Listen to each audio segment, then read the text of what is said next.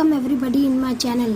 आज के इस वीडियो में हम लोग एक और इंटरेस्टिंग स्टोरी के बारे में पढ़ेंगे जिसका नाम है बूढ़ी काकी। जिसे आप स्वयं पसंद नहीं करते उसे दूसरों पर मत थोपिए। कॉन्फ्यूशियस।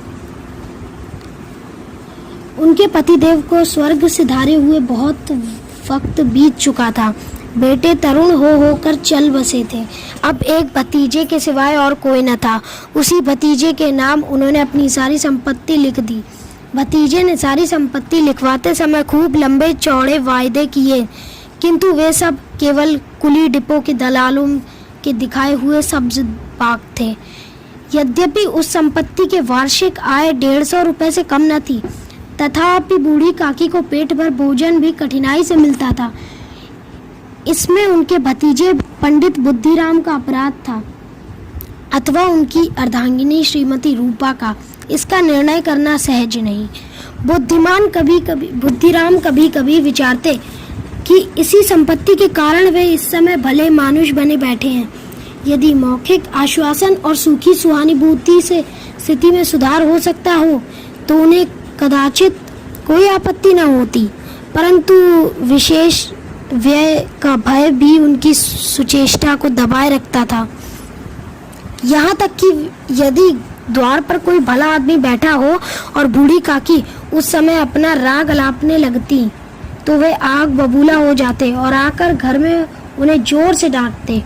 लड़कों को बुढ़ों से स्वाभाविक विद्वेष होता है।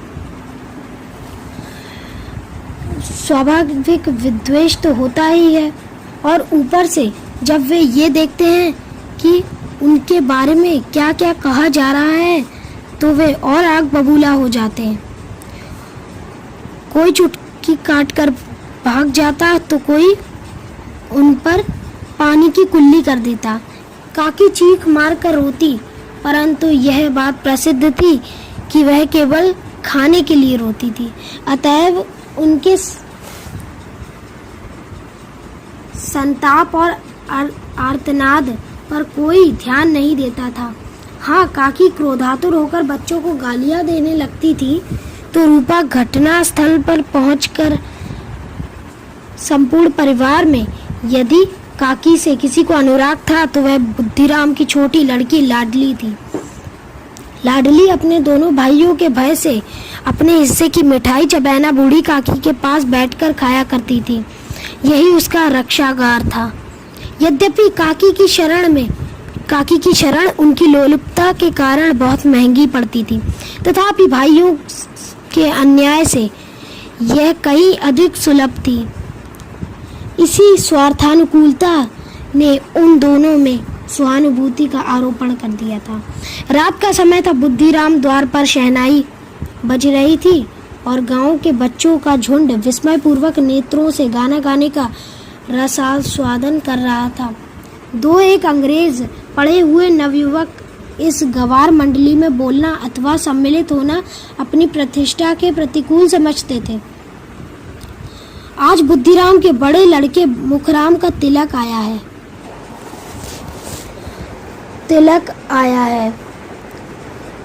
यह उसी का उत्सव था। घर के भीतर स्त्रियां भी गा रही हैं और रूपा मेहमानों के लिए भोजन के प्रबंध में व्यस्त थी। भट्टियों पर कढ़ाह चढ़ रहे थे। एक में पूड़ियाँ कचौड़ियाँ निकल रही थी, दूसरे में अन्य पकवान बन रहे थे। एक बड़े से हांडे में मसालेदार तरकारी और पूड़ियाँ कचौड़ियाँ निकल रही थी तो दूसरे में पकवान बन रहे थे। घी और मसाले की शुद्धावर्धक सुगंध चारों ओर फैल रही थी। बूढ़ी काकी अपनी कोठरी में शोकमय विचार की भांति बैठी थी। यह स्वाद मिश्रित सुगंध उन्हें बेचैन कर रही थी। वे मन ही मन विचार कर रही थी कि संभवतः उन्हें पूड़ियाँ न मिलेंगी। इतनी देर हो चुकी थी, कोई भोजन लेकर नहीं आया। मालूम होता है कि सब लोग भोजन कर चुके हैं, उनके लिए कुछ न बचा। यह सोचकर उन्हें रोना आया, परंतु अपशकुन के भय से वे रो न सकी। आहा, कैसी सुगंधी है! अब मुझे कौन पूछेगा। जब रोटियों के लाले पड़े हैं तो ऐसा भाग्य कहाँ कि भरपेट पूड़ियाँ मिले। यह विचार कर उन्हें रोना आता है। कलेजे में हुक सी उठने लगती है, परंतु रूपा के भय से उन्होंने फिर से मौन धारण कर लिया। बूढ़ी काकी इतनी देर तक दुखमय विचारों में डूबी रहीं। घी और मसालों की सुगंधी रह रहकर मन को आपे से बाहर किए दे रही थी। मुंह में पानी भर आ रहा था। पूड़ियों के स्वाद स्मरण करके हृदय में गुदगुदी होने लगती है। किसे पुकारूं, आज लाडली बेटी भी नहीं है। बूढ़ी काकी की कल्पना में पूड़ियों की तस्वीर नाचने लगी। खूब लाल लाल, फूली फूली, नरम नरम होंगी। रूपा ने भली भांति भोजन किया होगा। कचौड़ियों में अजवाइन और इलायची की महक आ रही होगी। एक पूड़ी मिलती तो जरा हाथ में लेकर देखती, क्यों ना चलकर कढ़ा के सामने ही बैठूं। पूड़ियाँ छन छन कर तैयार होंगी, कढ़ा से गरम गरम निकलेंगी, थाल में सजी रखी जा रही होंगी। फूल हम घर पर भी सूंघ सकते हैं, परंतु वाटिका में कुछ और बात होती है। इसी प्रकार निर्णय करके बूढ़ी काकी उकड़ू बैठकर हाथों के बल सरकती हुई बड़ी कठिनाई में चौखट से उतरी और धीरे धीरे रेंगती हुई कढ़ा के पास आ बैठी। यहाँ आने पर उनको धैर्य भी नहीं हुआ। उनको बस इतना धैर्य हुआ जितना भूखे कुत्ते को खाने वाले के सम्मुख बैठने में होता है। रूपा उस समय कार्यभार से उद्विग्न हो रही थी। कभी इस कोठे में जाती, कभी उस कोठे में, कभी कढ़ा के पास आती, कभी भंडार में जाती। किसी ने बाहर से आकर कहा, महाराज ठंडाई मंगा रहे हैं, ठंडाई।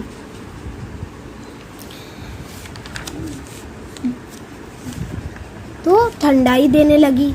इतने में किसी ने आकर कहा, भाट लाया है, उसे कुछ दे दो। भाट आया है, उसे कुछ दे दो। भाट के लिए सीधा निकाल रही थी। और तीसरे आदमी ने कहा कि अभी भोजन तैयार होने में कितना विलंब होगा, जरा ढोल मजीरा उतार दो। बेचारी अकेली स्त्री दौड़ते दौड़ते परेशान हो रही थी, झुंझलाती थी, कुड़ती थी, परंतु क्रोध प्रकट करने का कोई अवसर ही नहीं मिलता था।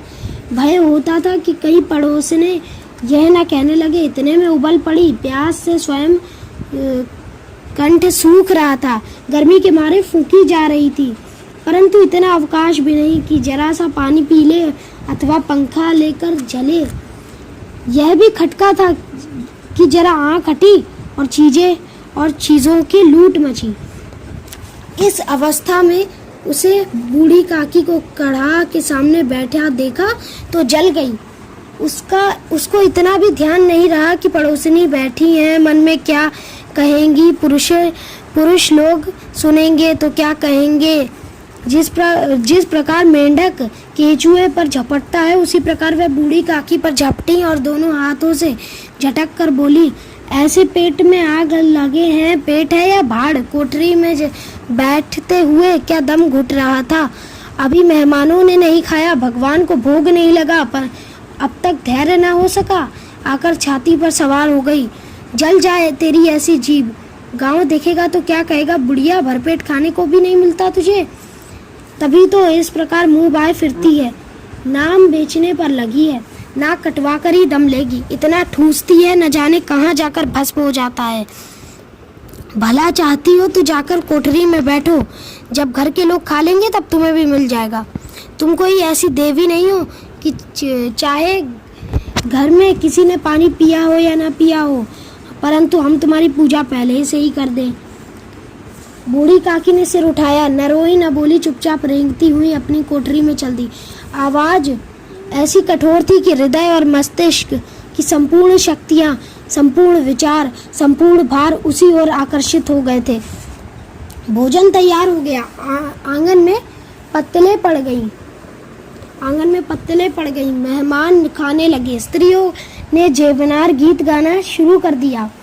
मेहमानों के नाई और सेवक गण भी उसी मंडली के साथ किंतु कुछ हटकर भोजन करने लगे, परंतु सभ्यता अनुसार जब तक सबके सब ना खा चुके हों कोई उठ नहीं सकता। बूढ़ी काकी अपनी कोठरी में जाकर पश्चाताप कर रही थी कि मैं वहाँ गई क्यों। उन्हें रूपा पर क्रोध नहीं आ रहा था, बल्कि अपनी जल्दीबाजी पर दुख था। सच ही तो है, जब तक मेहमान लोग भोजन नहीं करेंगे तो घर वाले कैसे खाएंगे। मुझसे इतनी देर भी न रहा गया, अब जब कोई बुलाने नहीं आएगा नहीं जाऊंगी। उन्होंने ऐसा विचार किया। मन ही मन इसी प्रकार का विचार कर वे बुलाने की प्रतीक्षा करने लगी और सोचने लगी कब उन्हें बुलाया जाएगा खाना खाने के लिए। परंतु घी की रुचिकर सुबास बड़ी धैर्य परीक्षक प्रतीत हो रही थी। उन्हें एक एक पल एक एक युग के समान मालूम हो रहा था। अब पत्तलें बिछ गई होंगी, अब मेहमान आ गए होंगे, अब बैठ गए होंगे, अब हाथ पैर धो रहे होंगे, नाई पानी दे रहा होगा। मालूम होता है लोग खाने बैठ गए, जेवनार गाया जा रहा है। यह विचार कर वे मन को बहलाने लगी और लेट गई। धीरे धीरे एक गीत गुनगुनाने लगी। उन्हें मालूम हुआ कि गीत गाते गाते बहुत देर हो गई। क्या इतनी देर तक लोग भोजन ही कर रहे होंगे? किसी की आवाज नहीं सुनाई दे रही। अवश्य ही लोग खा पी कर चले गए। ऐसा सोचकर वो सोचने लगी, किसी की आवाज भी नहीं सुनाई दे रही। ये सोचने लगी, सोच रहे और मन ही मन बोली, सोचती हूँ कि अब आप ही आवेंगी। वह कोई मेहमान तो है नहीं कि उन्हें बुलाऊं।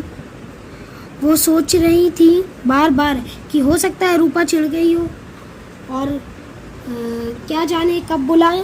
और ये सोच रही थी कि हो सकता है रूपा ने मन में ये सोच लिया हो कि खुद ही आ जाएंगी, वो कोई मेहमान तो है नहीं कि उन्हें बुलाया जाए। बूढ़ी काकी चलने के लिए तैयार हुई। पूड़ियाँ और मसालेदार तरकारियाँ सामने आएंगी, यह विचार कर उनकी स्वादेंद्रियों को गुदगुदाने लगा। उन्होंने मन में तरह तरह के मंसूबे बांधे। पहले तरकारी की पूड़ियाँ खाऊंगी, फिर दही और शक्कर से कचौड़ियाँ रायते के साथ मज़ेदार मालूम होंगी। चाहे कोई बुरा माने चाहे भला, मैं मांग मांग कर खाऊंगी। यही न लोग कहेंगे कि इन्हें विचार नहीं। क्या कहें क्या ना कहें, इस पे मैं कभी ध्यान नहीं दूंगा। इतने दिन से पूड़ियाँ मिल रही हैं, इतने दिन के बाद पूड़ियाँ मिल रही हैं तो मुंह जूठा करके थोड़े ही उठाऊंगी। वे उकड़ू बैठकर हाथों के बल सरकती हुई आंगन में आई। परंतु हाय दुर्भाग्य, अभिलाषा से अपने पुराने स्वभाव के अनुसार समय की मिथ्या कल्पना थी। मेहमान मंडली अभी बैठी ही हुई थी। कोई खाकर उंगलियां चाट रहा था तो कोई तिरछे नेत्रों से देख रहा था कि और लोग अभी खा रहे हैं या नहीं। कोई इस चिंता में था कि पत्तल पर पूड़ियाँ छूटी जाती हैं तो किसी तरह तरह के भीतर रख लेता। कोई दही खाकर जीभ चटकारता, परंतु दूसरा दोना मांगते संकोच करता था। इतने में बूढ़ी काकी रेंगती हुई उनके बीच आ पहुंची। कोई आदमी चौंक कर उठ खड़े हुए पुकारने लगे, अरे ये बुढ़िया कौन है, ये यहाँ कैसे आ गई? पंडित बुद्धिराम काकी को देखते ही क्रोध से तिलमिला उठे, पूड़ियों के थाल को जमीन पर पटक दिया और जिस प्रकार निर्दयी महाजन ने अपने किसी बेईमान और भगोड़े कर्जदार को देखते ही झपट कर उसका टेटुआ पकड़ लेता है, उसी तरह लपक कर उन्होंने काकी के दोनों हाथों को पकड़े और घसीटते हुए उसे लाकर अंधेरी कोठरी में धम्म से लाकर पटक दिया। मेहमानों ने भोजन किया, घर वालों ने भी भोजन किया। बाजे वाले धोबी आदि भोजन कर चुके, परंतु बूढ़ी काकी को किसी ने न पूछा। बुद्धिराम और रूपा दोनों ही काकी को उनकी निर्लज्जता के लिए दंड देने का निश्चय कर चुके थे। उनके बुढ़ापे पर, दीनता पर, हतज्ञान पर किसी को करुणा न आई थी। अकेली लाडली उनके लिए कुढ़ रही थी। लाडली को काकी से अत्यंत प्रेम था। जब उनके माता पिता ने काकी को निर्दयता से घसीटा तो लाडली का हृदय ऐंठ कर रह गया। वह झुंझला रही थी कि लोग काकी को बहुत सी पूड़ियाँ क्यों नहीं देते? क्या मेहमान सबकी सब खा जाएंगे? और यदि काकी ने मेहमानों के पहले खा लिया तो क्या बिगड़ जाएगा? वह काकी के पास जाकर उन्हें धैर्य देना चाहती थी। परंतु माता के भय से नहीं जा रही थी। उसने अपने हिस्से की पूड़ियाँ बिल्कुल नहीं खाई थी, अपनी गुड़ियों की पिटारी में बांध कर रखी थी। उन पूड़ियों को काकी के पास ले जाना चाहती थी। उसका हृदय अधीर हो रहा था। बूढ़ी काकी मेरी बात सुनते ही उठ बैठेंगी, पूड़ियाँ देखकर कैसी प्रसन्न होंगी, मुझे बहुत प्यार करेंगी, ऐसा सोचने लगी। रात को 11 बज गए थे। रूपा आंगन में पड़ी सो रही थी। लाडली की आंखों में नींद नहीं आ रही थी। काकी को पूड़ियाँ खिलाने की खुशी उसे सोने नहीं दे रही थी। जब विश्वास हो गया कि अम्मा सो रही हैं, तो चुपके से उठी और विचारने लगी कैसे चलूं। चारों ओर अंधेरा था, केवल चूल्हों में आग चमक रही थी और चूल्हों के पास एक कुत्ता लेटा हुआ था। उसने अपनी पिटारी उठाई और बूढ़ी काकी की कोठरी के तरफ चल पड़ी। बूढ़ी काकी को केवल इतना स्मरण था कि किसी ने उनके हाथ पकड़कर घसीटा। फिर ऐसा मालूम हुआ कि जैसे कोई पहाड़ पर उठाए लिए जा रहा हो। उनके पैर बार बार पत्थरों से टकराए। तब तक उन्हें पहाड़ से पटका और वे मूर्छित हो गई। जब वे सचेत हुई तो किसी की जरा भी आहट नहीं मिल रही थी। समझी कि लोग खा पीकर सो गए और उनके साथ उनकी तकदीर भी सो गई। रात कैसे कटेगी, राम क्या खाऊं, पेट में अग्नि धधक रही है, ऐसा सोचने लगी। किसी ने मेरी सुधि नहीं ली। क्या मेरा पेट काटने से धन जुड़ जाएगा? बुद्धिराम ने मुझे घसीटा, पटका। उन्हीं पूड़ियों के लिए रूपा ने सबके सामने मुझे गालियां दी। उन्हीं पूड़ियों के लिए इतनी दुर्गति करने पर भी उनका पत्थर सा कलेजा न पसीजा। सबको खिलाया पर मेरी बात तक न पूछी। यह विचार कर काकी निराशामय संतोष के साथ लेट गई। ग्लानि से गला भर आता था, परंतु मेहमानों के भय से नहीं रोती थी। सहसा उनके कानों में आवाज पड़ी, काकी उठो, मैं पूड़ियाँ लाई हूँ। काकी ने लाडली की बोली पहचान ली। झटपट उठ बैठी, दोनों हाथों से लाडली को टटोला और उसे गोद में बिठा लिया। लाडली ने पूड़ियाँ निकाल दी। काकी ने पूछा, क्या तुम्हारी अम्मा ने दी हैं? लाडली ने कहा, नहीं, ये मेरे हिस्से की हैं। काकी पूड़ियों पर टूट पड़ी। 5 मिनट में पिटारी खाली। लाडली ने पूछा, काकी पेट भर गया? जैसी थोड़ी सी वर्षा ठंडक के स्थान पर और गर्मी पैदा कर देती है, उसी की भांति इन थोड़ी पूड़ियों ने काकी की क्षुधा और इच्छा को और उत्तेजित कर दिया। वे बोली, नहीं बेटी, जाकर अम्मा से और मांग लो। लाडली ने कहा, अम्मा सोती हैं, जाऊंगी तो मारेंगी।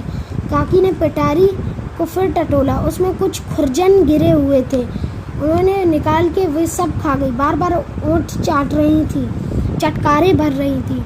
सहसा लाडली से बोली, मेरा हाथ पकड़कर वहाँ ले चलो जहाँ मेहमानों ने बैठकर भोजन किया। लाडली उनका अभिप्राय समझ न सकी। उसने काकी का हाथ पकड़ा और ले जाकर जूठे पत्तलों के पास बिठा दिया। दीन शुदाधार शुदातुर हतज्ञान बुढ़िया पत्तलों से पूड़ियों के टुकड़े चुन चुन के भक्षण करने लगी।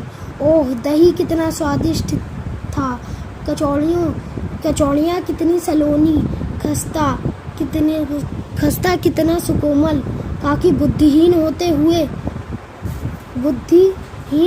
हुए भी इतना जानती थी कि मैं वह काम कर रही हूँ जो मुझे कदापि नहीं करना चाहिए। मैं दूसरों की झूठी पत्तल चाट रही हूँ। ठीक उसी समय रूपा की आंखें खुली। उसे मालूम हुआ कि लाडली उसके पास नहीं। वह चौकी और चारपाई से उधर उधर ताकने लगी, कहीं नीचे तो नहीं गिर पड़ी।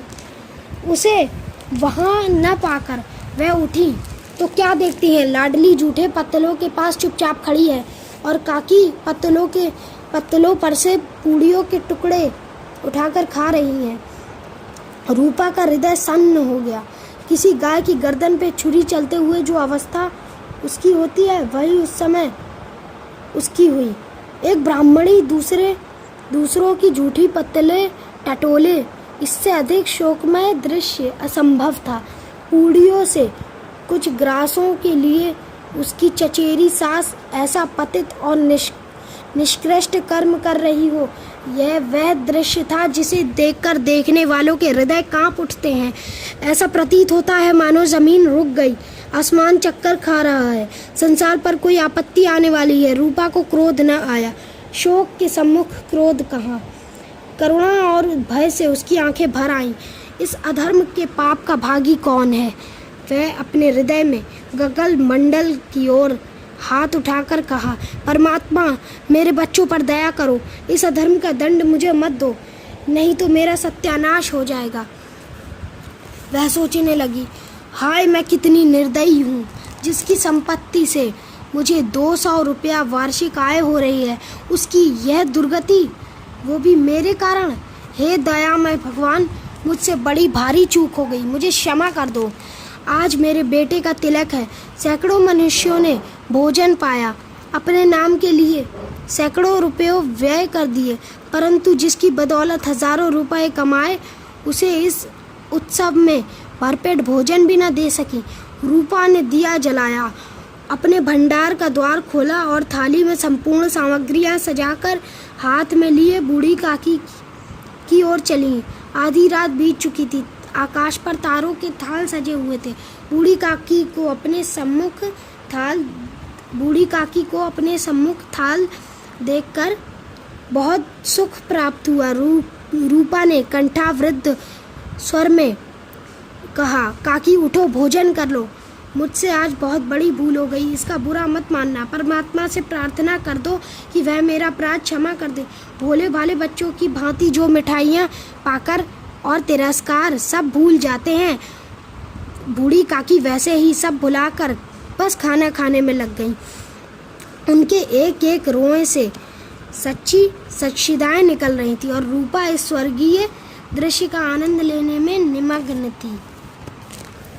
तो यह कहानी मुंशी प्रेमचंद्र जी ने लिखी है। हिंदी के प्रसिद्ध लेखक, कहानीकार, उपन्यासकार मुंशी प्रेमचंद्र जी का जन्म 31 जुलाई 1880 को बनारस के पास लमही नामक ग्राम में हुआ था। उनका वास्तविक नाम धनपत राय था। उनकी 300 से अधिक महत्वपूर्ण कहानियाँ मानसरोवर भाग 1 से 8 तक संग्रहित हैं।